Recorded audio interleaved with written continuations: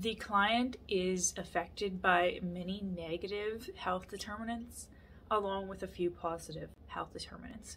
Now, there's a couple positives that I did find, even though it was quite hard because she is in a negative situation all around. The first of those being health services. Because of the fact that she has reached out to health services such as the community nurse coming into her home and speaking with her about the ability to have resources and all the health promotional strategies that she can possibly take advantage of in her community. She actually had to have those health services be available to her in Canada, where she is, here in Brandon. It was quite easy for her to seek help if she was needing it. Now, let's say if she was somewhere maybe in Russia, it would be a little bit more difficult to find health services. So this is definitely a positive in her life that she does have the opportunities that health services can provide to her to help her become more healthy and be in a more positive place in her life. Now, the second positive health determinant that I chose for her was individual health practices and coping skills. At first glance, it seems that she doesn't have the greatest health practices. She doesn't seem happy, and her coping skills are only so far as to try not to aggravate her perpetrator.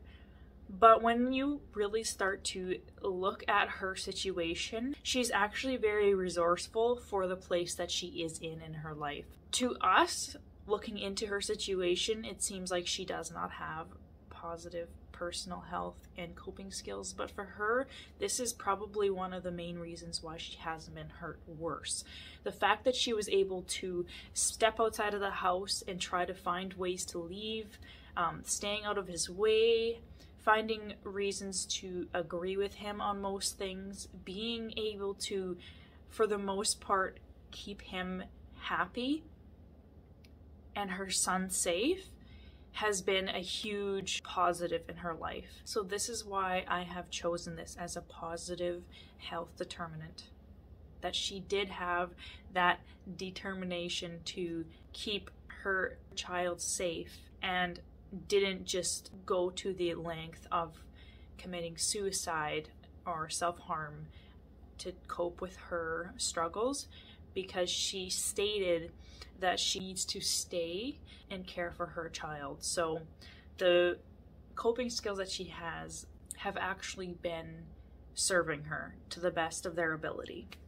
Now, for the negative health determinants, there actually is seemingly a lot more, considering that she is in a negative situation and she has reached out for help. Now, the number one negative health determinant that I have thought of is the income and social status. Now, this is huge because this is the whole reason why she is in her situation, why she is dependent and reliant on Joseph for paying her rent, paying for groceries, and all of her daily necessities. She stated within the simulation that if she had more money, she would quickly move away and leave her situation.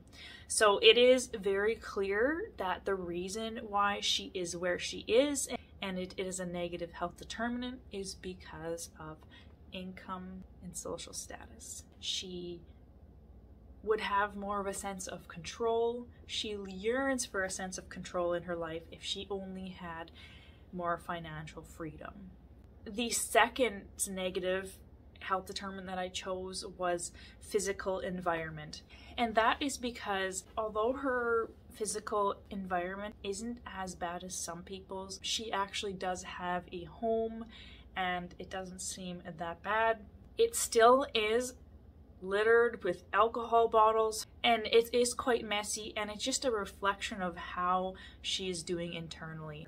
That physical environment is hugely affecting her in a negative way because it only shows her every day right in front of her exactly how stuck she really is, and if only she could get out of that physical environment, she would be in a more positive place. She even said that if she had the financial capabilities, she would move away, which to me says that she is not happy in her physical environment. Now, when it comes to health promotion strategies for these negative health determinants, I have chosen two to go with each negative health determinant. Now, the first one I'm going to talk about is the health promotion strategy for income and social status. It is fairly clear to me within the simulation that she is not only struggling financially, but also doesn't seem to have an income coming so much from herself. She does seem like a very smart and resourceful woman, so if she had the right education behind her and the right personal skills, she would be able to become employed in a good paying job and be able to support herself without needing the negative perpetrator in her life. So she at the moment is feeling quite stuck in her situation. What she needs, in my opinion, is to develop these personal skills and get an education on all the opportunities for resources in her community and help with becoming employed. This will enhance her coping strategies from just taking a walk to completely taking him out of her life because she no longer needs him. Then she can gain control over her health and her environment so she can have that healthy lifestyle choice in her life again. Health promotion strategy is huge for this. Health education is also a big part of it. So for the second negative determinant of health, I have decided to use creating supportive environments for her physical environment negative determinant. Now, what I mean by this is getting her to look into the resources that her community offers here in Brandon. For example, the Women's Resource Center, which offers therapy, group sessions for women who have been battered and abused. If she can begin to understand that there is more out there for her, that would be a huge step in the right direction. A support group, somebody to talk to that really is a professional and knows what's going to really help her in the long run. Creating a supportive environment is huge for mental health and physical health. If you create a supportive environment for an individual who has been abused, they will become more and more able to get out of that negative physical environment that they have had for the past however many years, affecting their health negatively. She could also reach out to the soup kitchen if she ever is in such need without Joseph in her life. She could easily reach out to those resources as well to aid her in her journey towards a more positive health experience. All of these resources will give her the tools to become more skilled and capable of controlling her own life, her own health determinants. At the end of the day, these health promotion activities really do enhance an individual's well-being, which would feed off into physical health, mental health, spiritual health.